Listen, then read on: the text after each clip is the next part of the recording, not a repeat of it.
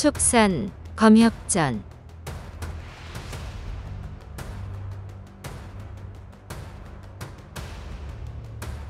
35화 한밤의 습격.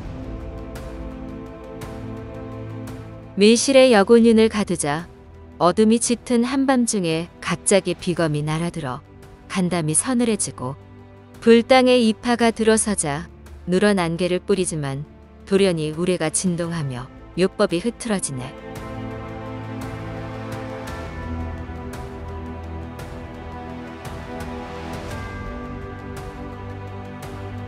이 흉승은 다름 아닌 용비였다.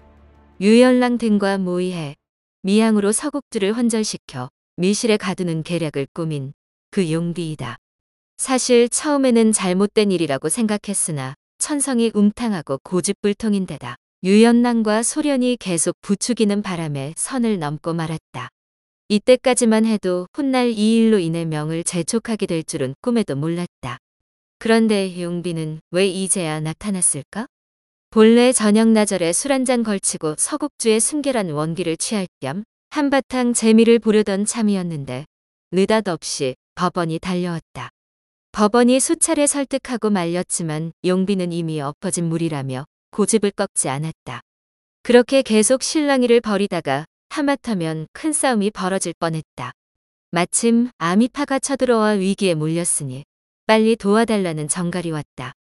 용비는 집안 싸움을 할 때가 아니라 여겨 황급히 대전으로 달려갔고 주경훈과 선남을 보자마자 구자모 우몽검을 날렸던 것이다. 사술과 요법이 뒤섞인 구자모 우몽검의 위력은 실로 대단했다.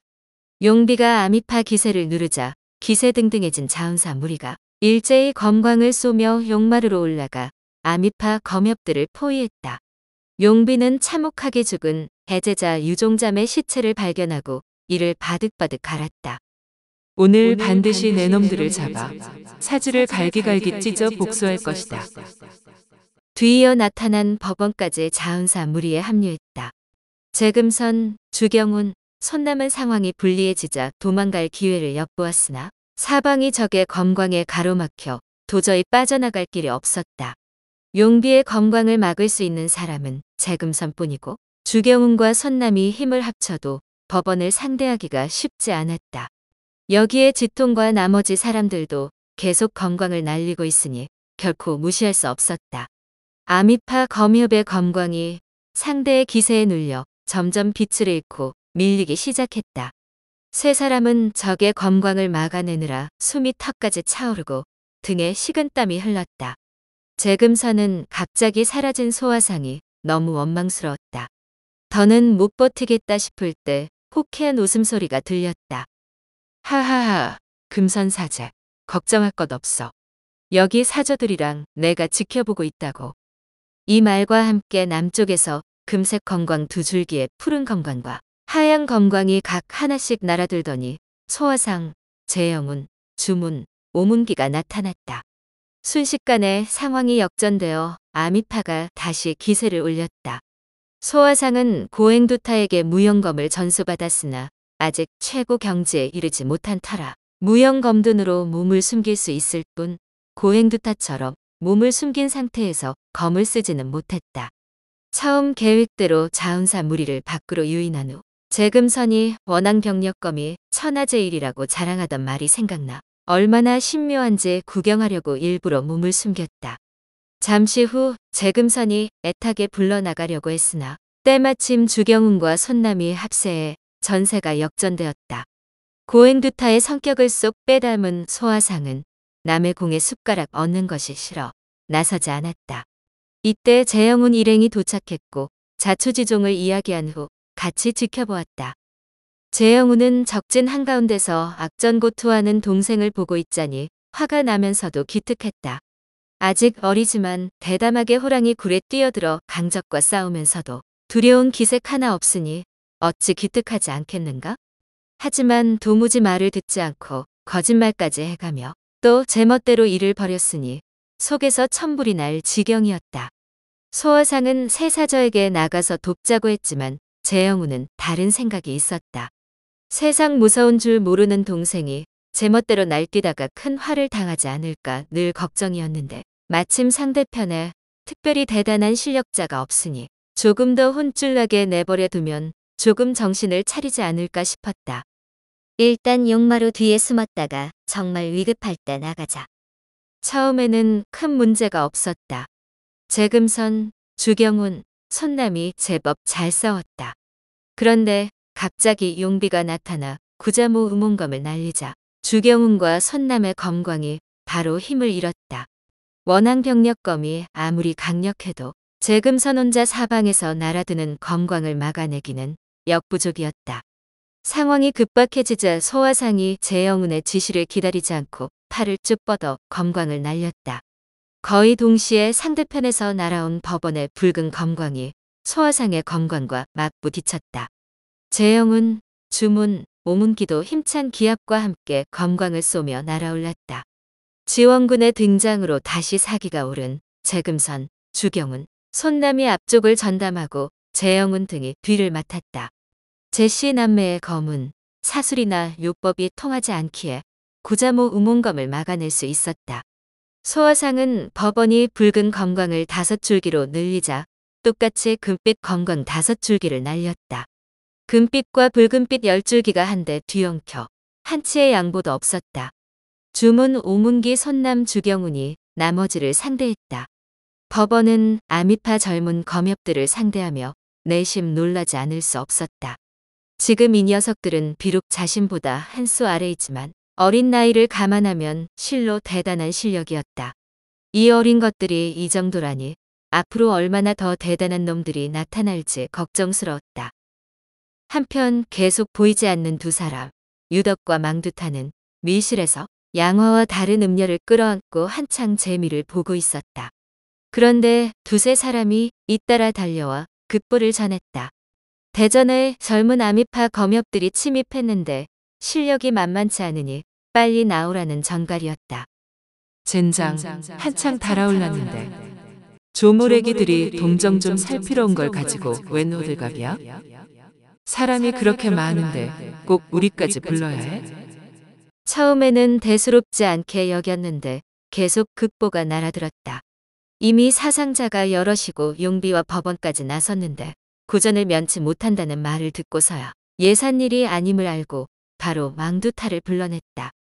하지만 망두타의 첫 반응도 유덕과 다르지 않았다. 실오라기 하나 걸치지 않은 채 무의를 품고 온갖 추작을 부리며 한창 흥이 오른 터라 나가고 싶은 마음이 손톱만큼도 없었다. 그래서 옷을 찾는답시고 일부러 허둥거리며 늑장을 부렸다. 유덕은 재촉하며 기다리다가 또 정갈이 오자 안 되겠다 싶어 먼저 달려갔다.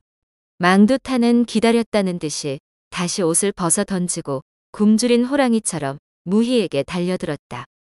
으흐흐 우리 이쁜이 다시 안아보자. 아미파고 뭐고 난 당장 내 배 위에서 죽으련다. 흐흐흐.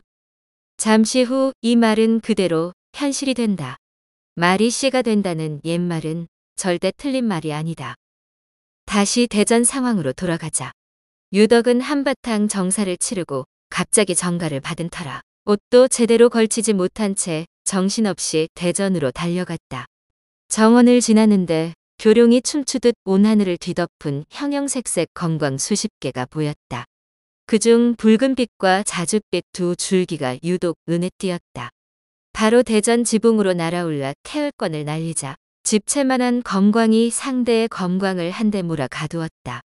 제씨 남매의 검광이 갇힌 것을 보고 용비가 쾌재를 부르며 구자모 응원검을 날리려는데 갑자기 요란한 파열음과 함께 태을권 검광이 산산조각났다. 재금선이 휘두른 원앙병력검의 위력이었다. 분노한 유덕이 고래고래 소리를 질렀다. 다들 물러서시오.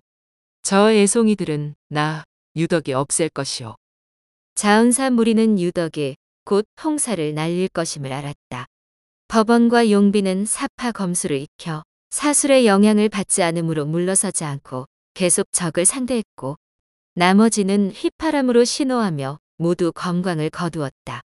유덕이 공중으로 높이 솟아올라 홍사를 뿌리자 순식간에 하늘이 어두컴컴해졌다. 우르르 쾅쾅 벼락 소리가 천지를 뒤흔들고 달과 별을 가려버린 누런 안개와 붉은 구름이 재영운을 비롯한 아미파검협 7명 머리 위로 내려앉았다. 안 돼. 소화상은 본래 재금선을 데리고 무영검든으로 빠져나가려 했으나 거리가 너무 멀었다. 너무 급박한 상황이라 어쩔 수 없이 홀로 자취를 감추었다.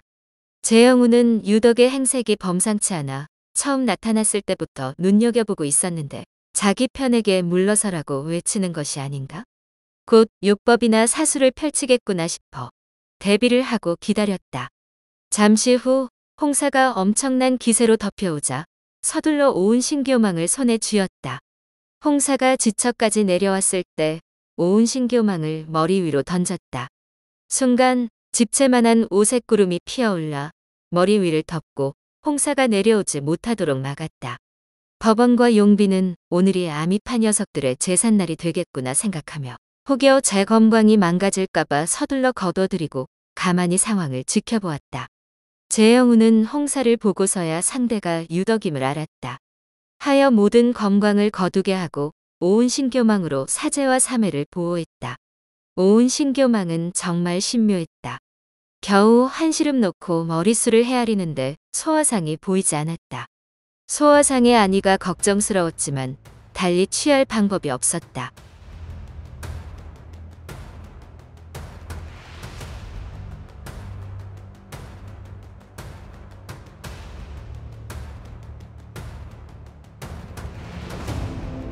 다음 화에서 이어집니다. 더 좋은 콘텐츠를 제작하기 위하여 구독과 좋아요, 알림 설정 부탁드려요.